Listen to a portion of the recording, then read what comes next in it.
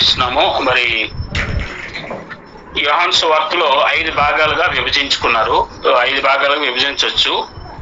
ఇందులో 3వ భాగం 13వ అధ్యాయం నుంచి 17వ వచనం వరకు యోహాను సువార్తను 5 భాగాలుగా విభజిస్తే, అందులో ఇది 13వ అధ్యాయం నుంచి 17వ అధ్యాయం వరకు ఇది 3వ భాగం. సో ఇందులో యేసు వారు తన శిష్యులను సిద్ధపరచడం గురించి మనం మాట్లాడినట్లయితే, ఇక్కడ ఇదంతా కూడా అదే మెసేజ్. అయితే ఉపభాగముగా చివరి భోజనం, ఆయన వారితో చేసిన చివరి భోజనం గురించి 1వ వచనం వరకు 30వ వచనం వరకు ఉంది. అలాగే యేసు వారు తన శిష్యుల పాదాలు కడగటం అనేది 1వ వచనం నుంచి 17వ వచనం వరకు ఉంది. అలాగే 2వ ఉపభాగముగా తన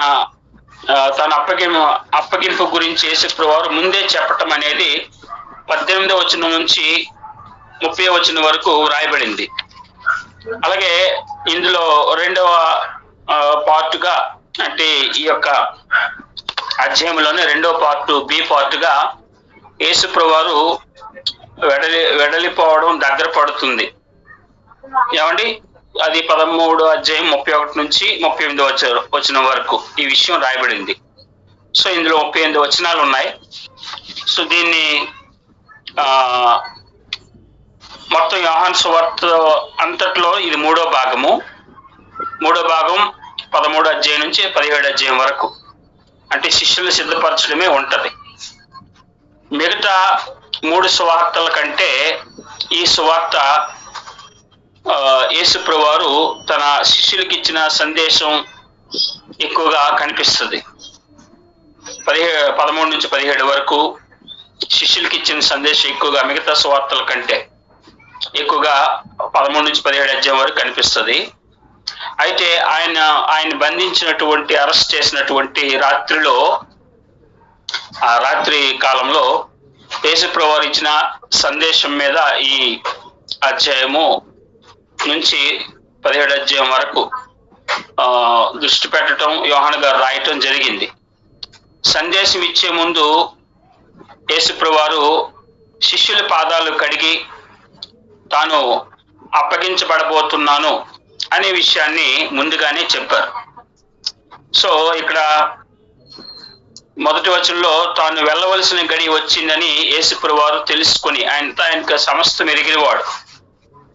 యోహాను సువార్తలోనే పేతురు గారు అంటారు, చివరి అధ్యాయం 21వ అధ్యాయంలో 15వ వచనంలో, ప్రభువా నీవు సమస్తం ఎరిగినవాడు అని పేతురు గారు అంటారు.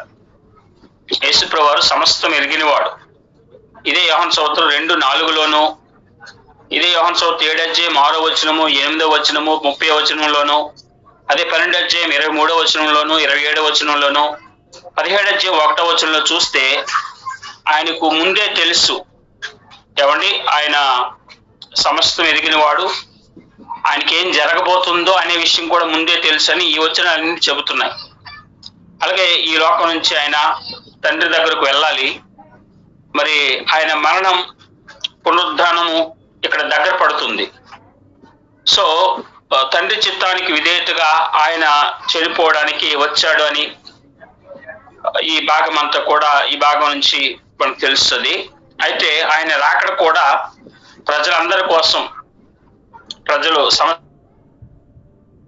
ఆయన చేసేటటువంటి ప్రేమ పని, ప్రేమపూర్వకమైన సమస్త ప్రజల కొరకు కార్యము అని మనము గ్రహించాలి. అయితే తన గొర్రెల పట్ల ఆయన ప్రత్యేకమైన ప్రేమ ఆయనకు ఉంది అనే విషయం ఈ యొక్క భాగాలను బట్టి మనకు తెలుస్తుంది. సో దేవుడు అందరినీ ప్రేమిస్తాడు, కానీ తన ప్రజలను తన యందు విశ్వాసం ఉంచిన వారిని ప్రత్యేకంగా ప్రేమిస్తాడు. సో సాధారణమైన ప్రేమ, ప్రత్యేకమైన ప్రేమ అని దేవుని ప్రేమను మనం అర్థం చేసుకోవాలి. మనం కూడా మన వారిని ప్రత్యేకంగా ప్రేమిస్తాం, స్పెషల్ లవ్ అంటాం కదా. అందరినీ మనం ప్రేమిస్తాం, అది జనరల్ లవ్. కనుక ప్రేమలో 2 విధాలు, ఒకటి జనరల్ లవ్, 2 స్పెషల్ లవ్. కనుక దేవుడు తన ప్రజల పట్ల స్పెషల్ లవ్ కలిగి ఉంటాడు, ప్రత్యేక ప్రేమ కలిగి ఉంటాడు. లోకములు అందరినీ ప్రేమిస్తాడు ఆయన, అది సాధారణ ప్రేమ. ఏమండి? తర్వాత చూసినట్టయితే ఆయన ఇక్కడ తన సొంత వారిని ప్రత్యేక ప్రేమతో ప్రేమిస్తున్నట్టుగా మనం చూస్తున్నాము. అది ఆయన తన శిష్యుల పాదాలు కడగటం. ఏమండి? తన వారిని ఎంత ప్రత్యేకంగా ప్రేమిస్తున్నాడో అది అర్థమవుతుంది. ఆనాడు శిష్యుల కంటే గొప్పవారిగా లోకం దృష్టిలో ఉన్నారు శాస్త్రులు, పరిసయ్యులు. వారికి ధర్మశాస్త్రం తెలుసు, అయినా వారి పాదాలు ఆయన కడగలేదు. ఆయన ఎవరి పాదాలు కడిగాడు? శిష్యుల పాదాలు మాత్రమే కడిగాడు. ఆయన శాస్త్రులు, పరిసయ్యుల దగ్గర తగ్గించుకోలేదు. ఆయన శిష్యుల దగ్గర మాత్రమే తగ్గింపు కలిగినట్టుగా, వారి పాదాలు మాత్రమే కడిగినట్టుగా మనం చూస్తున్నాం. జాగ్రత్త గమనించాలి. సో ఆయన తన శిష్యుల పట్ల చూపించే ప్రత్యేకమైన ప్రేమ ఇది. ఏమండి? తర్వాత ఆయన దీనత్వము, వినయపూర్వకమైనటువంటి ఆయన సేవ మనకి అధ్యాయంలో 17వ వచనం వరకు కనిపిస్తుంది. అదేవిధంగా ఆయన సందేశాలు, ఆయన ఇచ్చే మెసేజెస్ 18వ వచనం నుంచి, ఈ అధ్యాయం 18వ వచనం నుంచి 17 అధ్యాయం 26వ వచనం వరకు ఆయన మెసేజెస్ కనిపిస్తాయి. చివరిగా ఆయన మరణం గురించి 18 అధ్యాయం నుంచి 19 అధ్యాయంలో కనిపిస్తాయి. ఈ మూడు విషయాలు ఆయన ప్రేమను వెల్లడి చేస్తున్నాయి. ఏమండి? అదేవిధంగా సాయంత్రపు భోజన సమయంలో పస్కా పండుగకు ముందు యేసుప్రభువారిని అప్పగించాలని మరి సాతాను అంతకు ముందే ఇస్కరియోతు యూదాకు ఆలోచన పుట్టించింది. సో యేసుప్రభువారు దీని ముందే చెప్పారు. ఆ తర్వాత సాతాను వాస్తవంగా యూదాలో ప్రవేశించాడని మనకు ఈ 27వ వచనంలో, ఈ అధ్యాయంలో కనిపిస్తుంది. అయితే దేవుడు యేసు ప్రభు యొక్క మరణానికి నడిపించే సంఘటనలపై ఆయన నియంత్రణలోని ఇదంతా జరుగుతుందని మనము గ్రహించుకోవాలి.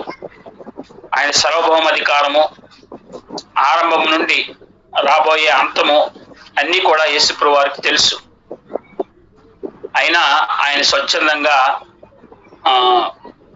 తనకు తానుగా ఆయన బానిస స్థానాన్ని తీసుకొని తన శిష్యులు కాళ్ళను కడిగాడు.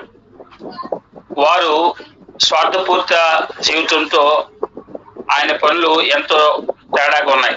వారు జీవితం ఆయన చేసిన పనులకు ఎంతో తేడా ఉంటది. ఈ విషయాలు మత్తయి 20వ వచనం నుంచి 24వ వచనంలోను, మార్క్సు 9:33 నుంచి 34 వచనాల్లోను, లోకసువార్త 22:24 నుంచి 30 వచనాల్లో చూస్తే వారి స్వార్థపూర్తి జీవితంతో ఆయన పనులు ఎంత తేడాగా ఉన్నాయో ఈ వచనాన్ని మనకు తెలియజేస్తాయి. భూమి మీద ఆయన పరిపూర్ణ సేవను చూపిస్తున్నాయి అన్నమాట. ఆయన తగ్గింపు జీవితాన్ని మనము ఫిలిప్పీయులకు రాసిన పత్రికలో 2వ అధ్యాయంలో పౌలు గారు ఆయన తగ్గింపును 2వ అధ్యాయం 5 నుంచి 10 వచనాలు ఫిలిప్పీ పత్రిక 2వ అధ్యాయంలో మనకు కనిపిస్తుంది. ఆయన ఎంతగా తగ్గించుకొని రిక్తునిగా, దాసునిగా ఈ లోకానికి వచ్చారనే విషయాన్ని తెలియజేస్తున్నాయి. అలాగే ఆ కాలంలో పాలస్తీనా దేశంలో కాళ్ళు కడగటం అనేది వారికి ఒక అవసరం. వారు ధూళి నిండిపోయి ఉన్నప్పుడు ప్రజలు, ఈరోజు అంటే హైవేలు, తారు, సిమెంట్ రోడ్లు ఎక్కడ చూసినా, ఆ రోజులు ఎక్కువ నేల మీద నడవటం. సో ఇలాంటి పరిస్థితి అక్కడ ఉండేది. సో పిల్లరా, ఆతిథ్యం ఇచ్చే వాళ్ళు కాళ్ళు కడగడానికి ఒక పనివాడిని అప్పట్లో కేటాయించుకునేవారు. ఎందుకంటే అతిథిని గౌరవ సూచనగా వాళ్ళ పెట్టుకునేవారు పనివాడిని, లేదంటే అది అగౌరవంగా భావించేవారు. అయితే సాధారణంగా మనం చూస్తుంటాం, కాళ్ళు ఎవరెవరు కడుగుతారు ఎక్కువగా. ఇప్పుడైతే లేదు, కానీ పూర్వమైతే భార్యలు భర్త పాదాలను కడగటం, పిల్లలు తల్లిదండ్రులు పాదాలు కడగటం. ఇది భూమి మీద మనము అక్కడక్కడ ఇప్పుడు ఇప్పుడు ఇలాంటి తగ్గింపు జీవితం లేదు. అందరూ కూడా గర్విష్ఠులుగా, తల్లిదండ్రుల మీద తిరగబడే పిల్లలు, భర్తల మీద అజమేసి చెలాయించే భార్యలు ఇప్పుడు కనిపిస్తున్నారు. కానీ తగ్గింపు జీవితం ఇప్పుడు ఎవరిలో కూడా ఏ కోసాన్ని కూడా కనిపించదు, క్రైస్తవుల్లో కూడా. కనుక పిల్లరా, మన ప్రభుని మాదిరిగా చేసుకుంటే ఏమంటే ఆయన ఎంత తగ్గించుకొని తన శిష్యుల పాదాలు కడిగారో, ఏమంటే ఆయన ఎంత దీనత్వం కలిగి ఆయన జీవించారో మనము క్రైస్తవుగా ఆయన జీవితాన్ని మాదిరిగా కలిగి ఉండాలి. అలాంటి శిష్యులకు మాదిరిని చూపించడానికి ఈరోజు మనకు కూడా ఆ పాఠాన్ని నేర్పించడానికే ఆయన ఈ ప్రేమపూర్వకమైన కార్యం చేసినట్టుగా మనం చూస్తున్నాం. మరి ఈరోజు అలాంటి తగ్గింపు మనలో ఉందా? కాలు కడగడం భౌతికంగా మనసులో విధేయత లేకుండా, మనసులో దీనత్వం లేకుండా బయటికి కాలు కడిగేసినంత మాత్రాన ఏ ఉపయోగం ఉండదు. కానీ ఈ కాలు కడగటం అనేది మనలో హృదయంలో తగ్గింపు దీనత్వం ఉండాలి అని ఆయన బలంగా నేర్పిస్తున్నారు అన్నమాట. కనుక పిల్లరా, అలా మన జీవితం తగ్గింపు కలిగి ఉందా అనే విషయం మనము నేర్చుకోవాలి. అయితే పిల్లరా, పేతురు గారు ఏమంటున్నారంటే, ప్రభు నా కాళ్ళు నీవు కడగకూడదు అని అంటున్నాడు, వద్దు అంటున్నాడు. అంటే పేతురు యేసు ప్రభు వారు ఒక పనివాడిలాగా నా పాదాలు కడగడం ఏంటి అన్న భావన వ్యక్తపరుస్తున్నట్టుగా మనం చూస్తున్నాం. ఏమండి? అయితే యేసు ప్రభు వారు ఏమన్నారు? నేను నీ పాదాలు కడగకపోతే నాతో నీకు పాలు లేదు అని అన్నారు. అంటే దాని అర్థం ఏంటి అంటే, నా యొక్క అంటే ఆయన మరణము ప్రాయశ్చిత్తం కొరకు ఆయన మరణించినటువంటి మరణము లేదా ఆయన రక్తముతో పేతురు గారు కడుక్కొనకపోతే, పేతురు గారు తన పాపాలను కడుక్కొనకపోతే, ఈరోజు మనం కూడా అంతే. మన పాపాలకు ప్రాయశ్చిత్తముగా ఆయన రక్తము ద్వారా మనం ఆయన కడగకపోతే మనకు ఆయనతో పాలిభాగస్తులుగా ఉండలేం, పాలిభాగస్తులు కాలేం ఆయనలో. కనుక ప్రభువారు అన్న మాట అర్థం ఏంటంటే, నా రక్తంలో మీరు కడగబడాలి, నేను చేసిన బలి యాగములో మీరు కడగబడితేనే నాతో మీరు పాలిభాగస్తులు అవుతారు అని ఆయన తెలియజేస్తున్నట్టుగా మనం చూస్తున్నాం. ఏమండి? సో తర్వాత యేసు ప్రభు వారు ఈరోజు చాలా మంది, కొంతమంది ఆచారంగా అంటే పాదాలు కడగడం సంఘ ఆచారంగా కొంతమంది పాటించే వరకు ఉన్నారు. అయితే అది కేవలం ఆచారంగా కాదు, కానీ దానిలో ఉన్న లోతైన భావాన్ని, దీనత్వాన్ని, తగ్గింపు జీవితాన్ని అది సూచిస్తుంది అనే విషయం ప్రతి ఒక్కరూ, ప్రతి క్రైస్తవులు తెలుసుకోవాలి. ఏమండి? సో మనకు తిమోతికి రాసినటువంటి మొదటి పత్రిక 5వ అధ్యాయము 10వ వచనంలో చూస్తే అక్కడ పాదాలు, విధవరాలు పరిశుద్ధుల పాదాలు కడగాలి అన్నట్టుగా అక్కడ వ్రాయబడింది. అలాగే పాత నిబంధనలో మొదటి సమూయేలు గ్రంథం 25వ అధ్యాయం 4వ వచనంలోను, లోకసువార్త 7వ అధ్యాయం 40వ వచనం 50లోను ఇవన్నీ కూడా పాదాలు కడగటం గుర్తి సందర్భాలు మనకు కనిపిస్తున్నాయి. ఏమండి? సో ఇలాగా ఆయన వినయం గురించి యేసు ప్రభువు వారు సాదృశ్యంగా ఈ పాఠాన్ని నేర్పించారు. సో వారు ఆయన వారి బోధకుడు, లేదంటే వారి ప్రభువు. ఏమండి? మరి ప్రభువే అంతగా, లేదా యజమానుడే అంతగా తగ్గించుకున్నప్పుడు మనము మన యజమాని కింద మనము దీనులం కదండి, దాసులం. కనుక మనం ఎంత తగ్గించుకోవాలి, ఆ మాదిరి మనకు నేర్పించడానికే ప్రభువారు ఈ కార్యం చేసినట్టుగా మనం చూస్తున్నాం. యూదా రాసినటువంటి పత్రికలో ఒక మాట చూడండి.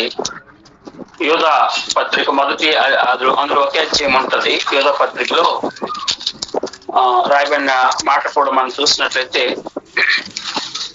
యూదా పత్రిక ఒకే అధ్యాయం ఉంటుంది. అందులో 3వ వచనాన్ని 4వ వచనం చదువుతున్నాను. 4వ వచనంలో, ఏలయనగా కొందరు రహస్యముగా చొరబడి ఉన్నారు, వారు భక్తిహీనులే, మన దేవుని కృపను కామాతురమునకు దుర్వినియోగపరచు మన అద్వితీయ నాథుడును ప్రభు అయిన యేసు క్రీస్తును విసర్జించి ఉన్నారు. ఈ తీర్పునకు వారు పూర్వమందే సూచించబడిన వారు. ఇక్కడ చూడండి, మన ప్రభు ఎవరు అంటే అద్వితీయ నాథుడు అని రాయబడింది. అంటే ఒకే ఒక్క యజమానుడు మనకు ప్రభు అయిన యేసు క్రీస్తు వారు అని ఈ వచనం తెలియజేస్తుంది. మన అద్వితీయ నాథుడు, మనకు ఒకే ఒక్క యజమానుడు, మనకు ఒకే ఒక్క బోధకుడు మన ప్రభు అయిన యేసు క్రీస్తు వారు. కనుక ఆయన పట్ల మనము విధేయత కలిగిన వారుగా, మన యజమానుడే ఎంత దీనుడిగా ఉన్నాడో మనం గ్రహించి మనం అంతకంటే దీనులుగా తగ్గింపు కలిగిన వారుగా ఉండాలనే విషయం మనము గ్రహించాలి. తర్వాత చూసినట్లయితే ఇస్కరేతు యూదా గురించి 18వ వచనం నుంచి ఆయన చెబుతూ, ఇస్కరేతు యూదాను ఆయన ఏర్పరచుకోవటంలో ఆ ఉద్దేశ్యం మనకు కనిపిస్తుంది. చూడండి, మిమ్మల్ని అందరిని గురించి నేను చెప్పలేదు, నేను ఏర్పరచుకున్న వారిని ఎరుగుదును గాని నాతో కూడా భోజనం చేయవాడు నాకు విరోధముగా తన మడిమి ఎత్తునను లేఖనము నెరవేరుటికై ఇలాగు జరుగును. ఇక్కడ చూడండి, యూదా గూర్చి ముందుగానే కీర్తన 41వ అధ్యాయము 9వ వచనంలో చూసినట్లయితే అక్కడ ముందుగానే వ్రాయబడిన లేఖనం నెరవేరటానికే ఇస్కరేతు యూదాను ఏర్పరుచుకున్నట్టుగా మనకి వచనం తెలియజేస్తుంది. కనుక ప్రియులారా, ఆ వచనంలో నాతో కూడా భోజనం చేయవాడు నాకు విరోధముగా తన మడిమిని ఎత్తును, ప్రభువారితో కలిసి భోజనం చేసి ఆయనతో కలిసి తిరిగినటువంటి ఇస్కరేతు యూదా ప్రభువైన యేసుక్రీస్తు వారిని, ఆయన బోధనలను ఏనాడు కూడా విశ్వసించలేదు, ఆ బోధనలను అనుసరించలేదు.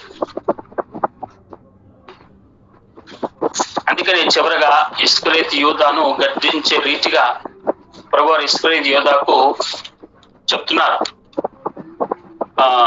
నువ్వు చేయవలసింది చేయాలనుకున్నది చెయ్యి అని హెచ్చరిస్తూ వచ్చారు.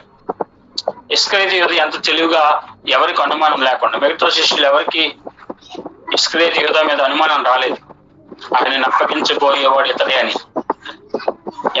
అంత తెలివిగా వ్యవహరించాడు. కానీ ప్రభువారికి ముందు నుంచి తెలుసు ఇస్కరేతు యూదా గురించి. సో పిల్లరా, తర్వాత చూసినట్లయితే మనకు 18వ వచనం నుంచి తన అప్పగింపు యూదా గురించి చెప్పడం 30వ వచనం వరకు ఆ విషయాలే మాట్లాడటం మనకు కనిపిస్తుంది. తర్వాత రాయబడినటువంటి విషయాలు 31 నుంచి 38 వచనాలు గమనిస్తే, యేసు ప్రభువు వారు వెళ్ళిపోవడం దగ్గర పడుతుందని, నేను వెళ్ళవలసి ఉంది, దగ్గర పడుతుందన్న విషయం తెలియచేస్తున్నట్టుగా మనం చూస్తాం. 31 వచనం ఒకసారి నేను చదువుతాను చూడండి. వారు వెళ్ళిన తర్వాత యేసు ఇట్లనెను, ఇప్పుడు మనుష్య కుమారుడు మహింపరచబడి ఉన్నాడు, రేపును ఆయన యందు మహింపరచబడి ఉన్నాడు. యేసు ప్రభువారు మనుష్య కుమారుడు అనే పేరు ఆయన తనంత తాను ఇష్టపడి పెట్టుకున్న పేరుగా కనిపిస్తుంది. ఆయన మహిమపరచబడి ఉన్నాడు, రేపును ఆయన యందు, దేవుడు కూడా ఆయన యందు మహిమపరచబడి ఉన్నాడు. అంటే యేసు ప్రభు నందు తండ్రి కూడా మహింపరచబడ్డాడు యేసు ప్రభుతో పాటు అనే విషయాన్ని ఇక్కడ ప్రభువారు తెలియజేస్తున్నారు. తర్వాత వచ్చిన గమనిస్తే 32లో దేవుడు ఆయన యందు మహిమపరచబడిన ఎలా దేవుడు తన యందు ఆయనను మహిమపరచును వెంటనే ఆయనను మహిమపరచును. సో తండ్రిని కుమారుడు మహిమపరచడం, కుమారుడు తండ్రిని మహిమపరచడం.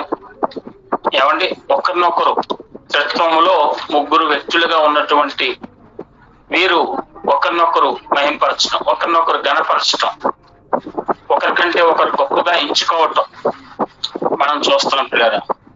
సో వారి మధ్య ఉన్నటువంటి ఐక్యతకు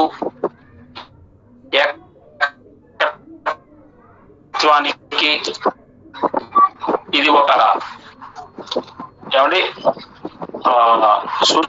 33వ వచనంలో ప్రభువు అంటున్నారు, పిల్లలారా ఇక కొంతకాలమున మీతో కూడా ఉందును, మీరు నన్ను వెతుకుదురు, నేను ఎక్కడికి వెళ్ళదును అక్కడికి మీరు రాలేరని నేను యూదులతో చెప్పిన ప్రకారం ఇప్పుడు మీతో చెప్పుచున్నాను. ఇక్కడ ప్రభువు పిల్లలారా అని సంబోధిస్తున్న విషయం మనం చూస్తున్నాం. ఈ పిల్లలారా అనే విషయాన్ని యోహాన్ గారు రాసిన పత్రికలో ఆయన 7 సార్లు ప్రస్తావించినట్టు మనం చూస్తున్నాం. యోహాన్ గారు రాసిన పత్రికలో మొదటి పత్రిక 2వ వచనంలోను, 12వ వచనంలోను, 28వ వచనంలోను, అదేవిధంగా 3వ అధ్యాయం 7లోను, 18వ వచనంలోను, 4వ అధ్యాయం 4వ వచనంలోను, 5వ అధ్యాయం 8వ వచనంలో యోహాన్ గారు తన మొదటి పత్రికలో పిల్లలారా అనే విషయాన్ని సంబోధించినట్టుగా చూస్తాం. అలాగే పౌలు గారు కూడా ఒకసారి ఈ విషయాన్ని ఉపయోగించారు గలతీయులకు రాసిన పత్రిక 4:19లో. సో తాను వెళ్ళిపోతున్నారని వాళ్ళు ఆయన కనుక్కోలేరని యేసుప్రభువు మళ్ళీ ఒకసారి ప్రకటించడము ఇంతకు ముందు యోహాను సువార్త 23:29లోను, యోహాను సువార్త 7:34లోను, 8:21లోను, 12:8లోను, 12:35 కూడా రాయబడింది. సో ఈ వచనాలన్నీ కూడా ఆయన వెళ్ళిపోతున్నాడు అని ప్రకటించడం గురించి మరలా చెప్పబడింది. అలాగే 34-35 వచనాలు చూసినట్లయితే ఆయన ప్రేమ మాదిరికి విధేయులుగా ఉంటూ తాను లేనప్పుడు తన 11 మంది శిష్యులు నిలిచి ఉండగలరని 11 మంది గురించి చెప్తూ ఆయన కొత్తది అంటే మిగతా శిష్యులందరికీ ప్రత్యేకమైన ప్రేమ, అది యేసు త్యాగపూర్తి ప్రేమ మీద ఆధారపడి ఉంది. సో నేను మిమ్మల్ని ప్రేమించినట్లే మీరును ఒకరినొకరు ప్రేమించవలను, ఒకరిపై ఒకరు ప్రేమ సహకారం వలన క్రైస్తవ్యం అభివృద్ధి చెందుతుంది. ఒకరి పట్ల ఒకరు ఐక్యత కలిగి ఉన్నప్పుడే క్రైస్తవులు మరి వ్యతిరేకత కలిగినటువంటి లేదంటే ప్రతికూల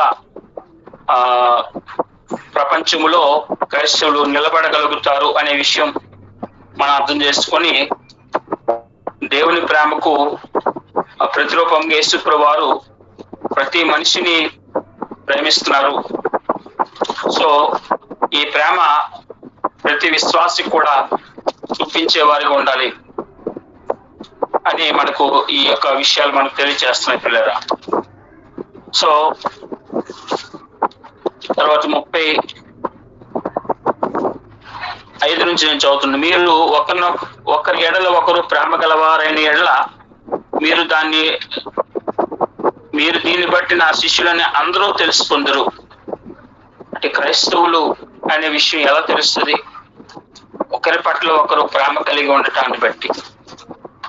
శిష్యులుగా దేవునికి శిష్యులు అవ్వాలి. మనం ప్రభువుకి శిష్యులు అవ్వాలంటే మనం ప్రేమించేవారుగా ఒకరినొకరు ప్రేమ కలిగిన వారుగా ఉండాలని వాక్యం తెలియజేస్తుంది పిల్లరా.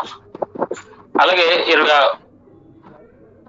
37, 38 వచనాలు గమనిస్తే సీమోను పేతురు అంటున్నాడు, ప్రభువా నీవెక్కడికి వెళ్ళుచున్నావని ఆయన అడగగా యేసు నేను వెళ్ళుచున్న చోటికి నీవిప్పుడు నా వెంట రాలేవు గాని తరువాత వచ్చేది అని అతనితో చెప్పెను.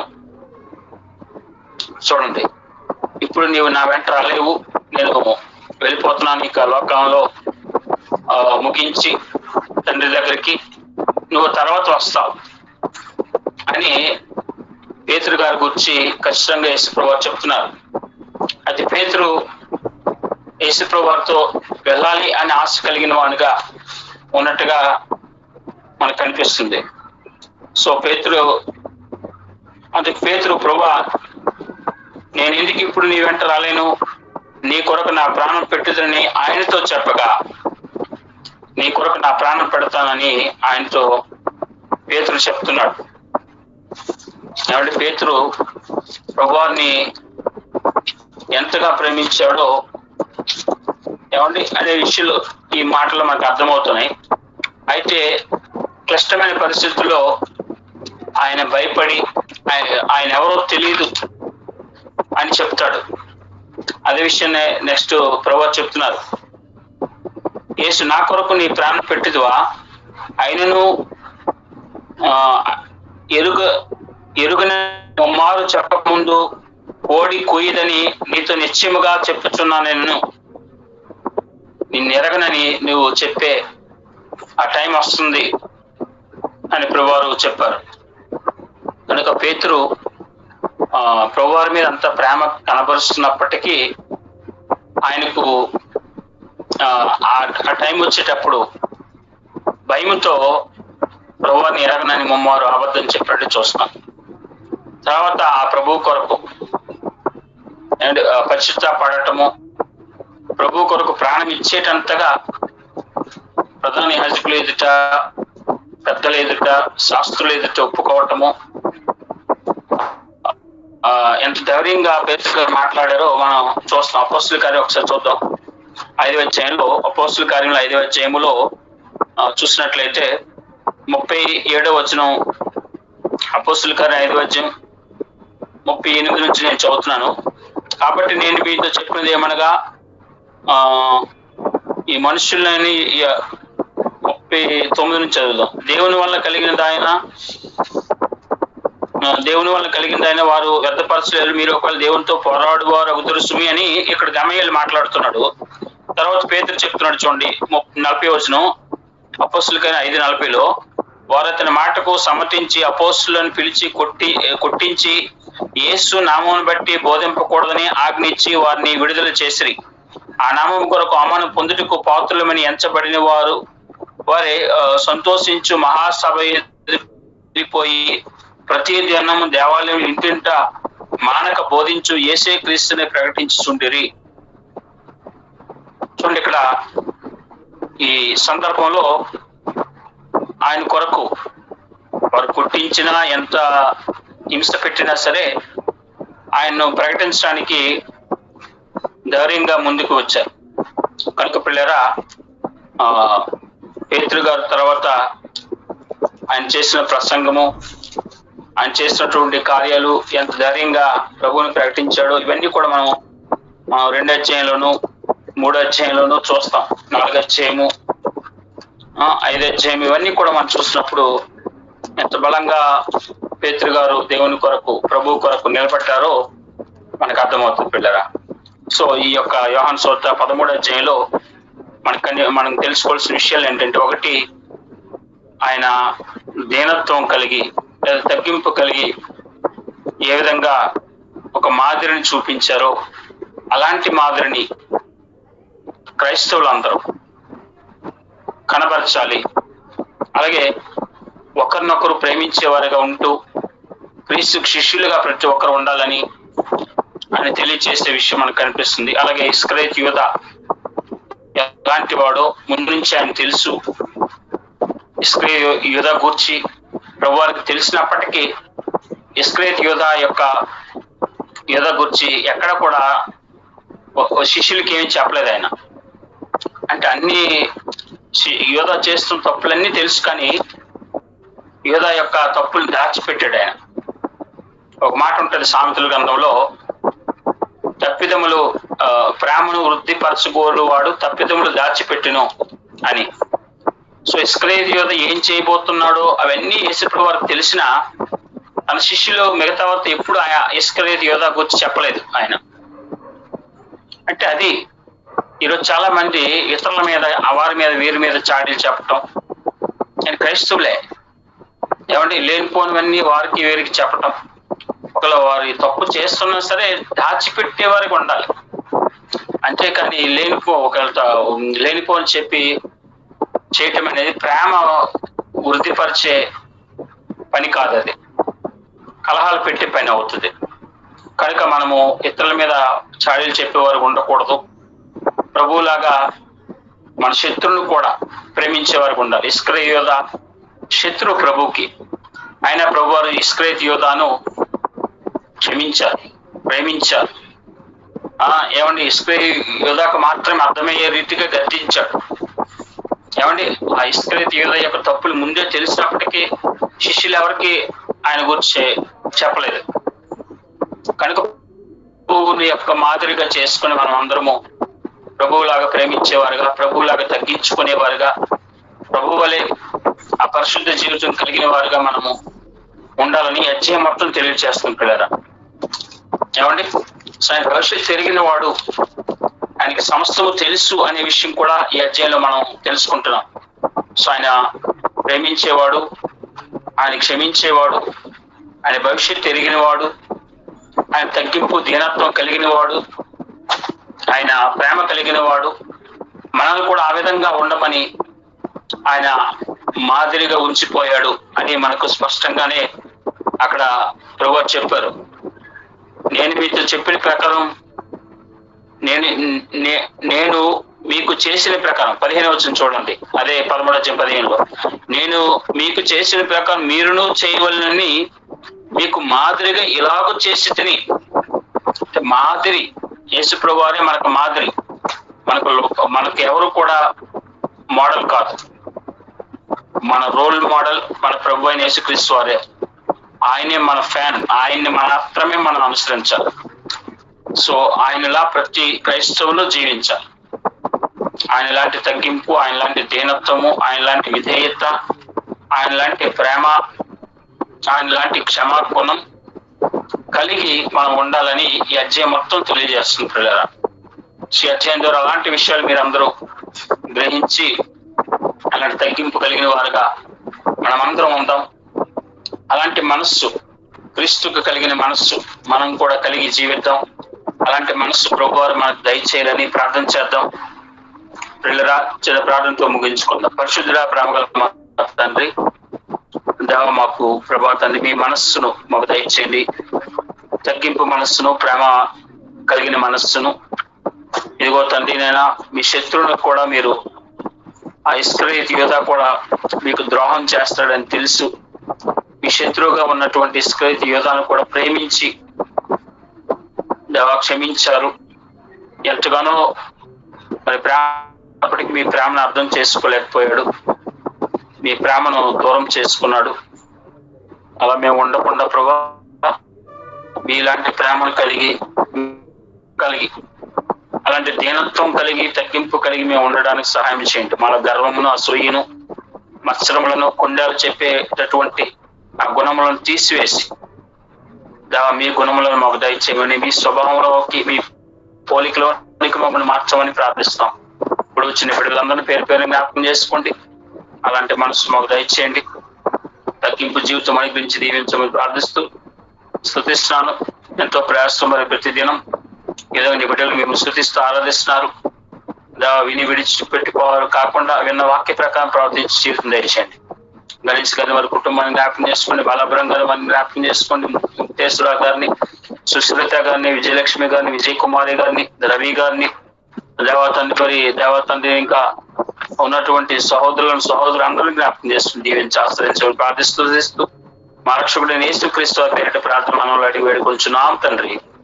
ఆమేన్, ఆమేన్. ఆశీర్వాదం తీసుకుందాం. తండ్రి దేవుని ప్రేమయు మన ప్రభువైన యేసుక్రీస్తు వారి కృపయు పరిశుద్ధ ఆత్మ దేవుని అన్యోన్య సహవాసం సదాకాలం మనందరికి తోడై నడిపించును గాక. ఆమేన్. అందరికీ ప్రైజ్లాడ్ వందనాలు.